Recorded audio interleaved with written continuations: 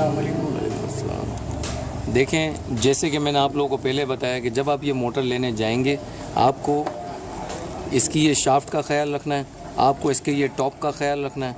Top same होना चाहिए, shaft same होनी चाहिए और वो आपको बाकायदा स्टार्ट करके चेक भी करा देगा। अगर आप ये चीज़ें नोटिस करके लेंगे तो इंशाअल्लाह ताला कभी धोखा नहीं खाएंगे।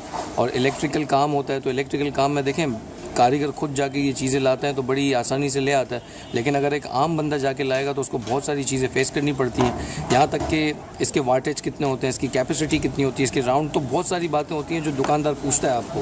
तो सिंपल सा जूसर मशीन के सैंपल के तौर पर आप ये लेके जाएँ और सिर्फ शाफ्ट और इस टॉप को आप लाजमी फ़ोकस करें कि सेम टू सेम हो, ठीक है। तो इंशाअल्लाह ताला आप जब ये लाएंगे तो देखें जिस तरीके से मैंने इसके अंदर फ़िट किया और जिस तरीके से आपने देखा तो काम हो गया मेरा। तो इसी तरीके से आप जब फिट करेंगे तो आप लोगों को आसानी होगी और कोई परेशानी नहीं है।